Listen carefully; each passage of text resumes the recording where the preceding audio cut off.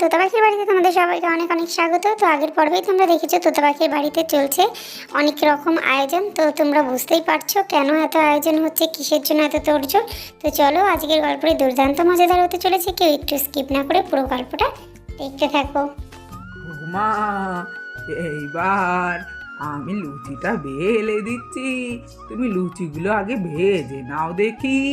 হ্যাঁ, পায়েস, চাটনি, 5 রকমের ভাজা, ডাল সবই তো হয়ে গেছে। এবারে লুচিগুলো ভেজে নাও, তারপর চিংড়ি মাছের মালাইকারি আর মাংসটা করবে কো, তাহলে তো হয়ে যাবে। আচ্ছা মা, আপনি তাহলে লুচিটা বেলে দিন। হ্যাঁ, আমি তাড়াতাড়ি করে ভেজে নিই। হ্যাঁ, এই দেখো অনেক লুচি বেলা হয়ে গেছে, তুমি কড়াইয়ে তেল দিয়ে ভাজতে শুরু করো দেখি। আচ্ছা মা, এই তো দেখুন না, ঝটপট ভাজা হয়ে যাবে। লুচি ভাজতে আর কতক্ষণ লাগবে? লুচিগুলো ভাজা হয়ে গেলে তারপরে আমি এদিকে মাংসটা করে নেব, তাহলেই তো মোটামুটি হয়ে যাবে। কিছু লুচি এখনই ভেজে রাখছি, আর কিছুটা পরে না হয় ভেজে নেব। হ্যাঁ বৌমা, যেটা তোমার ভালো মনে হয় করো। আমার পাখি দিদিভাই, তোতা দিদিভাই, এরা তো লুচি খেতে বড় ভালোবাসে। দেখো না, এক্ষুনি বাইরে এসে বলবে, মা একটা গরম লুচি দাও তো, খেয়ে দেখি। হ্যাঁ মা, তা আপনি ঠিকই বলেছেন, কিন্তু ওদেরকে যে ডেকে আসলাম, কি জানি কখন বাইরে আসবে। এই তো বৌমা, লুচি তো সবই ভাজা হয়ে গেল, এবারে মাংস আর মাছের ঝোলটা করে নাও। আমি যাই গিয়ে দেখি ওদিকে বাগানটা কেমন সাজানো হলো। হ্যাঁ মা, যান গিয়ে একবার দেখুন ওরা ভাই বোনে কী করছে। তখন থেকে তো ও দুজনের চিৎকার শোনা যাচ্ছে, কি জানি সাজাচ্ছে না, দুই ভাই বোনে শুধু ঝগড়াই করছে। আর আপনার বড় ছেলেকে দেখুন, সে কখন স্নান করে রেডি হতে গেল, এখনও তো আসছে না। তার যে কতক্ষণ লাগবে রেডি হতে কে জানে। আরে, এ কি গিন্নি, তুমি আর মা মিলে আমার নামে কি সমালোচনা করছো? হ্যাঁ, আমি আর তোমার মাই কিনা তোমার বড় শত্রু সব থেকে, তাই তোমাকে নিয়ে সমালোচনা করছি। আজকের দিনে সকাল সকাল আর মাথাটা গরম করিও না তো। বলি এত সময় লাগলো কেন তোমার রেডি হতে? আরে কি একটা কি ব্যারম্যাটে জামা পরে এসছো, বাড়িতে কত লোকজন আসবে, তোমার মেয়ের কত বন্ধু বান্ধবী আসবে, আর তুমি এরকম একটা জামা পরলে? আরে, লোকজন বলতে ওই তো তোমার মেয়ের বন্ধুরা আসবে, আর আর দিয়ার সাহেবের বন্ধুরা আসবে, আর আমাদের বাড়ির মেয়ে জামাই আসবে। তাছাড়া বাইরে তো আর কেউ আসবে না, বড়রা তো কেউ আসবে না, শুধু তো বাচ্চাদেরই নেমন্তন্ন করেছি। আর আমি এত সেজেই বা কি করবো বলো তো? আমার তো আর জন্মদিন না, আমার মেয়ে সাজলেই হলো। তা কই, আমার মেয়েকে তো এখনো দেখতে পেলাম না। তাকে কেমন লাগছে একবার দেখি জামাটা পরে। হ্যাঁ, ওদের তো কখন রেডি করে দিয়ে এসছি, কি জানি ঘরে কি করছে। ঠিক আছে, আমি তাহলে বাগানে গিয়ে দেখি ওরা কেমন সাজালো বাগানটা। যাও, বাগানে গিয়ে তুমি না হয় দেখো, আমি বরং এই ফাঁকে মাংসটা তাড়াতাড়ি রান্না করে নিই। ওইদিকে তো চিংড়ি মাছের মালাইকারিটা হচ্ছে, এই সাইডে আমি মাংসটা করে নিই, তাহলেই তো রান্না মোটামুটি হয়ে যাবে। বাবা, মাংসটা হলে আরও অনেক কাজ আছে, সেগুলোও তো আমাকে করতে হবে। ঝটপট মাংসটা করে নিই, খুব বেশি ঝোল করব না, একটু কষা কষাই করবো ভাবছি। সেই কত ভরে উঠেছি, সেই তখন থেকে রান্না রান্না রান্নার শেষই হচ্ছে না। এটা হলে একটুখানি বিশ্রাম নিতে পারবো। আরে বাবা, কি সুন্দর লাগছে জায়গাটা! এইখানে বুঝি কেক কাটিং হবে? না, বলতেই হবে, খুব সুন্দর হয়েছে। এখন তো বেলুন দিয়ে সাজানো বাকি আছে। দাদা ভাই দেখ না, কত বেলুন নিয়ে বের করে দিয়েছে, আমাকে বলছে ফোলাতে। এই এত বেলুন আমি ফোলাতে পারি? আরও দেখ প্যাকেটেও কত বেলুন আছে, আয় না আমাকে একটু হেল্প কর না। ছোট দাদা একটা বেলুনও ফোলাচ্ছে না, শুধু তখন থেকে আমাকে বকছে। ও, এই কথা! এই বেলুন ফোলানো ওই আর এমন কি বড় কাজ? দাঁড়া, আমি এক্ষুনি ফুলিয়ে দিচ্ছি। আরে দাদা ভাই, দেখ না, একটা কাজও করতে পারে না, শুধু আমার সঙ্গে বসে বসে ঝগড়া করছে। আমি তোর সঙ্গে ঝগড়া করছি ছোটদা, নাকি তুই আমার সঙ্গে ঝগড়া করছিস? ভালো লাগে না। আরে থাম থাম, তোরা ঝগড়া করিস না।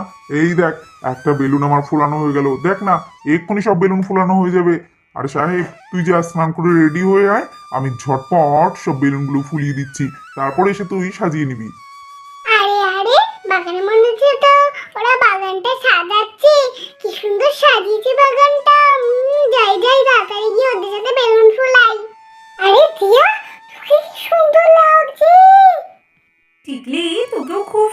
লাগছে।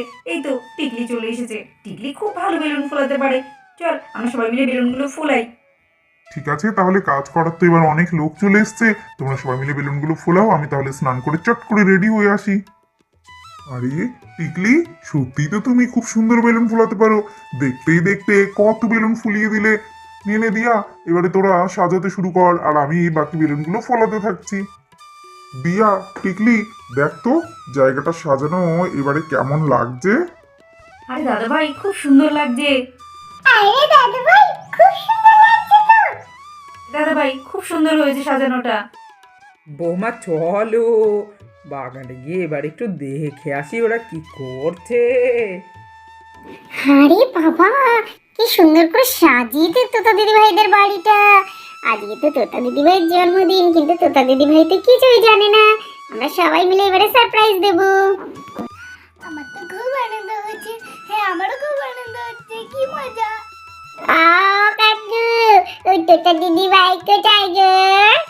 আরে বল্টু, তুলি, জিয়া, তোরা সবাই এসে গেছিস?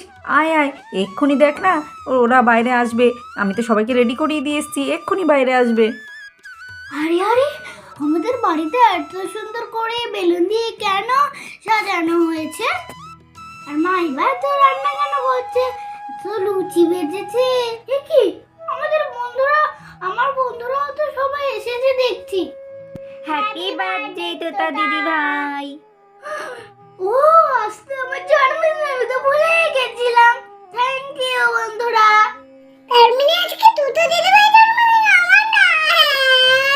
তোর ভালো লাগে না? কি সুন্দর করে তোতা দিদি ভাই জন্মদিনে সাজিয়েছে দেখো। ওই জন্যই তো কালকে বলছিল খুব ধুমধাম করে জন্মদিন হবে।